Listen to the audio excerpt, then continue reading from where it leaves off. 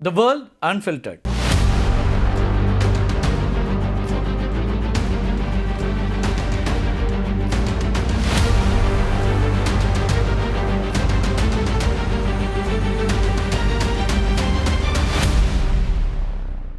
Iran, America, Israel போர் உக்கிரமடைந்திருக்கக்கூடிய நிலையில் பொருளாதார கட்டமைப்புகளை குறிவைத்து நடத்தி கொள்ளக்கூடிய தாக்குதல் அப்படிங்கிறது உலக அளவில் பெரும் பதற்றத்தை ஏற்படுத்தியிருக்கிறது. வெறும் 3 நாடுகளுக்கு இடையிலான போர் மட்டுமல்ல, அது அதனுடைய தாக்கம் உலகின் பல நாடுகளை இப்போ பதற்றமடைய வைக்கக்கூடியதாக மாறி இருக்கு. ஈரானுடைய சவுத் பார்ஸ் எரிவாயு வயல் மீது நடத்தப்பட்ட தாக்குதலுடைய எதிரொலியா ஒரே நாளில் பிரெண்ட் கச்சா எண்ணெயுடைய விலை 5% அதிகரிச்சிருக்கு. இஸ்ரேலிய படைகள் இந்த தாக்குதலை நடத்தியதா ஈரான் குற்றம் சாட்டுது. அமெரிக்காவின் ஒத்துழைப்போடு தான் இந்த தாக்குதல் நடத்தப்பட்டதா சொல்லப்பட்டாலும் அமெரிக்க அதிபர் டொனால்ட் ட்ரம்ப் இதில் தங்களுக்கு பங்கில்லை அப்படின்னு தெரிவிச்சிருக்கிறார். சவுத் பாஸ் மீது இஸ்ரேல் நடத்திய ஏவுகணை தாக்குதலில் சில முக்கியமான சுத்திகரிப்பு நிலையங்கள் சேதமடைந்திருக்கின்றன. இஸ்ரேலிய விமானப்படையினுடைய நவீன F-35 அதிர் ரக போர் விமானங்கள் இந்த தாக்குதலை நடத்தியதா சொல்லப்படுது. இவை ரெடார் கண்களில் சிக்காத ஸ்டெல்த் திறன் கொண்டவை அப்படிங்கிறதுனால ஈரானுடைய வான் பாதுகாப்பு அரண்களை தாண்டி பாரசீக வளைகுடா பகுதிக்குள்ளே நுழைஞ்சிருக்கின்றன. துல்லியமாக தாக்கக்கூடிய ஏவுகணைகள் மற்றும் ப்ரொஜெக்டைல்ஸ் மூலமாக சவுத் பாஸினோட சுத்திகரிப்பு நிலையங்கள் தாக்கப்பட்டிருக்கின்றன. குறிப்பாக எரிவாயு சேமிப்பு டாங்கிகள், அது மட்டும் இல்லாமல் சுத்திகரிப்பு ஆலைகளுடைய மைய பகுதிகள்லாம் தகர்க்கப்பட்டிருக்கின்றன. ஈரானுடைய உளவுத்துறை அமைச்சர் இஸ்மாயில் காத்திப் இஸ்ரேலிய தாக்குதலில் கொல்லப்பட்ட 24 மணி நேரத்திற்குள்ள இந்த தாக்குதல் நடந்திருக்கிறது. சுத்திகரிப்பு நிலையத்தினுடைய எந்த பகுதியை தாக்கினால் மொத்த உற்பத்தியும் முடங்கும் என்பதை முன்கூட்டியே கணக்கிட்டு தான் இஸ்ரேல் இந்த தாக்குதலை நடத்தியிருக்கு. இதனால் ஈரானுடைய மொத்த எரிவாயு உற்பத்தியில் சுமார் 20% உடனடியாக முடங்கியிருக்கு.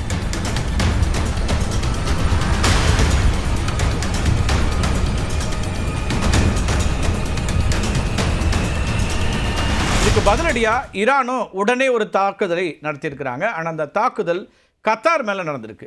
கத்தாருடைய ராஸ் லஃபான் அப்படிங்கிற மையத்தின் மீது இந்த தாக்குதலை ஈரான் நடத்தியிருக்கு. ராஸ் லஃபான், அது மட்டும் இல்லாமல் சவுத் பார்ஸ், இந்த ரெண்டும் புவியியல் ரீதியாகவும் தொழில்நுட்ப ரீதியாகவும் பிரிக்க முடியாத தொடர்புகளை கொண்டிருக்கின்றனங்கிறது ரொம்ப முக்கியம். பாரசீக வளைகுடாவில் கடலுக்கடியில் அமைந்திருக்கக்கூடிய உலகிலேயே மிகப்பெரிய இயற்கை எரிவாயு வயலை ஈரான் மற்றும் கத்தார் நாடுகள் பகிர்ந்து கொள்கின்றன. இதனுடைய மொத்த பரப்பளவு 9700 சதுர கிலோமீட்டர். இதில் ஈரான் வசம் இருக்கிறது 3700 சதுர கிலோமீட்டர். அந்த பகுதி தான் சவுத் பார்ஸ் அப்படின்னு அழைக்கப்படுது. கத்தார் வசம் இருக்கிறது 6000 சதுர கிலோமீட்டர். இது நார்த் ஃபீல்ட் அப்படின்னு சொல்லப்படுது. இந்த கடல் மட்டத்திலேருந்து சுமார் 3000 மீட்டர் ஆழத்தில் இந்த எரிவாயு இருப்பு இருக்கு. உலகின் மொத்த எரிவாயு இருப்பில் 8லேருந்து 10% இந்த ஒரு வயலை மட்டுமே இருக்கிறது.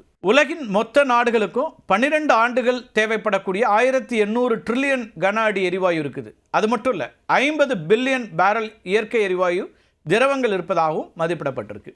ஈரானுடைய மொத்த எரிவாயு உற்பத்தியில் 70லேருந்து 75% இங்கிருந்து தான் கிடைக்கிறது. அந்த நாட்டினுடைய மின்சார உற்பத்தியில் 80% இந்த எரிவாயுவை சார்ந்து இருக்கிறது. கடலுக்கடியிலிருந்து எடுக்கப்படக்கூடிய எரிவாயுவை சுத்திகரிக்கிறதுக்கு நிலப்பகுதியில் பிரம்மாண்டமான மையங்கள் தேவை. சவுத் பாஸ் பகுதியிலிருந்து எடுக்கப்படக்கூடிய எரிவாயுவை சுத்திகரிக்கிறதுக்கு ஈரான் பயன்படுத்தக்கூடிய முக்கியமான தரைவழி மையம் அசலுயே. நார்த்ஃபீல்ட் பகுதியிலிருந்து எடுக்கப்படக்கூடிய எரிவாயுவை சுத்திகரிக்க கத்தார் பயன்படுத்தக்கூடிய உலகத்தரம் வாய்ந்த மையம் ராஸ் லஃபான். அதாவது இந்த ரெண்டும் அந்தந்த நாடுகளுடைய எரிசக்தி துறையினுடைய இதயம் போன்றவை. இஸ்ரேல் ஈரானுடைய சவுத் பாஸின் அசலுயே பகுதியை தாக்குது. இதுக்கு பழி வாங்கிறதுக்கு ஈரான் என்ன பண்ணுறாங்கன்னா கத்தாருடைய ராஸ் லஃபான் மையத்தை தாக்குறாங்க. சவுத் பாஸ் மீதான தாக்குதலுக்கு கத்தாரில் இருக்கக்கூடிய அமெரிக்க தளங்கள் உதவி இருக்கலாம் அப்படிங்கிறதுனால ஈரான் அதனை தாக்கியதா சொல்லுது. ஒரு வயலுடைய ஒரு பகுதி தாக்கப்பட்டதற்கு அதே வயலின் மறுபகுதியின் சுத்திகரிப்பு மையம் இலக்காகி இருக்கிறது.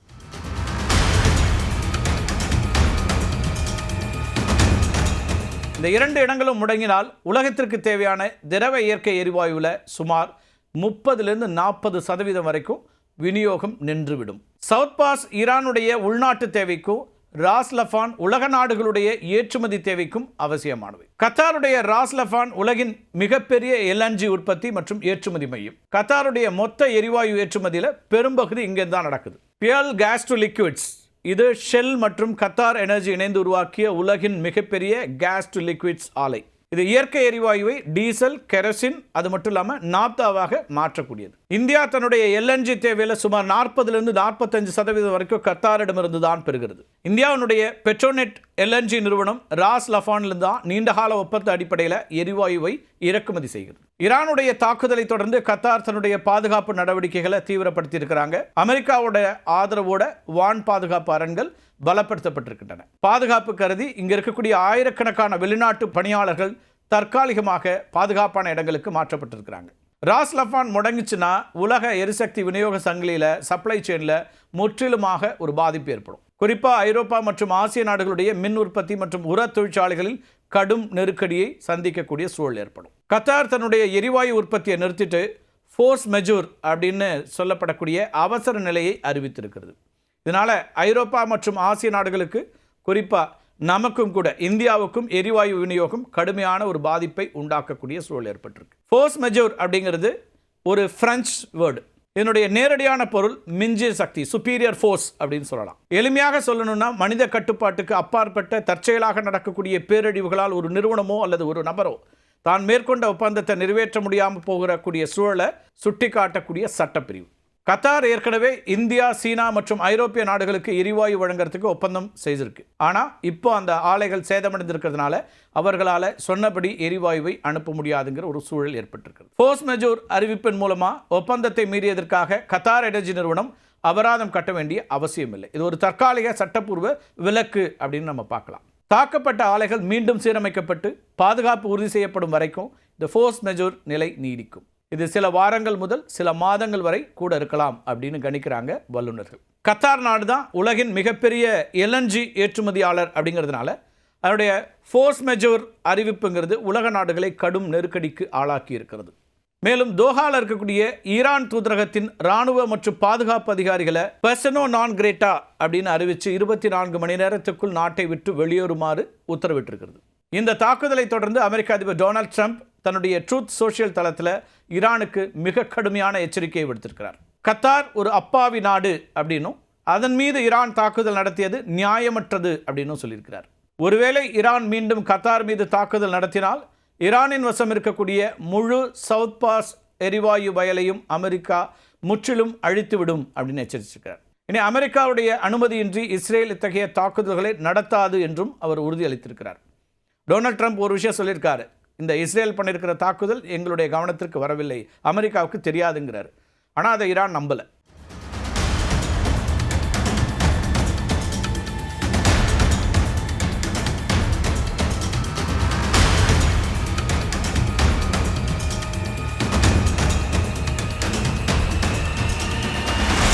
கத்தார் மீது ஈரான் நடத்திய ஏவுகணை தாக்குதல் உலக நாடுகளுடைய எரிசக்தி பாதுகாப்பில் முன்னெப்போதும் இல்லாத ஒரு நெருக்கடியை ஏற்படுத்தியிருக்கிறது. இந்த தாக்குதலால் கச்சா எண்ணெய் மற்றும் இயற்கை எரிவாயுனுடைய விலை சர்வதேச சந்தையில் வரலாறு காணாத அளவுக்கு உயர்ந்திருக்கிறது. பிரெண்ட் கச்சா எண்ணெய் விலை சுமார் 9% உயர்ந்து ஒரு பேரலுக்கு $117 வரைக்கும் வர்த்தகமானது. ஐரோப்பிய சந்தையில் இயற்கை எரிவாயுனுடைய விலை ஒரே நாளில் 30லேருந்து 35% வரைக்கும் அதிகரிச்சிருக்கு. ஆசிய நாடுகளுக்கான எல்என்ஜி விலையும் சுமார் 88% உயர்ந்திருக்கிறது. ஏற்கனவே ரஷ்யா யுக்ரைன் போரால் பாதிக்கப்பட்டிருந்த ஐரோப்பிய நாடுகள் இப்போது கத்தாரை மட்டுமே நம்பியிருந்தன. தற்போது அங்கிருந்தும் விநியோகம் நின்றதுனால ஐரோப்பாவில் மின்சார கட்டணம் பல மடங்கு உயரத் தொடங்கியிருக்கிறது. ஜப்பான், தென்கொரியா மற்றும் சீனா போன்ற நாடுகள் தங்கள் தொழிற்சாலைகளுக்கு தேவையான எரிவாயுவை பெறுவதற்கு மாற்று வழிகளை தேடி வருகின்றன.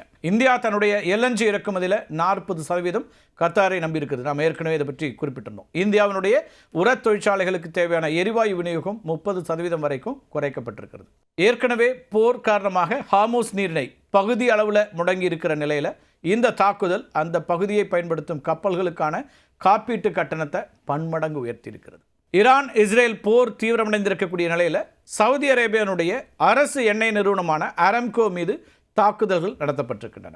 செங்கடல் பகுதியில் இருக்கக்கூடிய யான்பு துறைமுகத்தில் அமைந்திருக்கக்கூடிய அரம்கோ மற்றும் எக்ஸான் மொபில் இந்த நிறுவனத்தினுடைய கூட்டு நிறுவனமான சாம்ரஃப் அப்படிங்கிற SAMREF சாம்ரஃப் சுத்திகரிப்பு ஆலை மீது வான்வழி தாக்குதல் நடத்தப்பட்டிருக்கிறது. ஈரான் ஏவிய ட்ரோன்கள் மற்றும் ஏவுகணைகள் மூலமாக இந்த தாக்குதல் நடத்தப்பட்டிருக்கிறது. சவுதி பாதுகாப்பு படை ஒரு ஏவுகணையை சுட்டு வீழ்த்திய போதிலும் ஒரு ட்ரோன் ஆலைக்குள்ளே விழுந்து வெடித்திருக்கிறது. ஆலைக்கு ஏற்பட்ட சேதம் மிக குறைவு அப்படின்னு முதல் கட்ட அறிக்கைகள் தெரிவிக்கின்றன. ஈரானால் ஹார்மூஸ் நீரிணை முடக்கப்பட்ட பிறகு சவுதி அரேபியா தன்னுடைய எண்ணெய் ஏற்றுமதிக்கு பயன்படுத்தக்கூடிய ஒரே முக்கிய வழித்தடம் இந்த யான்பு துறைமுகம். இப்போது இதுவும் இலக்காகப்பட்டிருக்கிறது, உலக நாடுகளை அதிர்ச்சி அடைய செய்திருக்கிறது.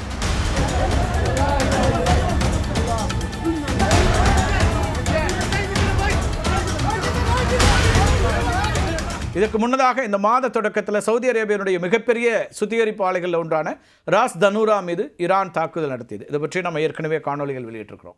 இந்த தாக்குதல்களுக்கு முன்னதாக சவுதி அரேபியா, ஐக்கிய அரபு அமீரகம், அது மட்டும் இல்லாமல் கத்தார் ஆகிய நாடுகளில் இருக்கக்கூடிய எரிசக்தி ஆலைகளில் பணியாற்றக்கூடிய ஊழியர்கள் உடனடியாக வெளியேறுமாறு ஈரான் கேட்டுக்கொண்டது.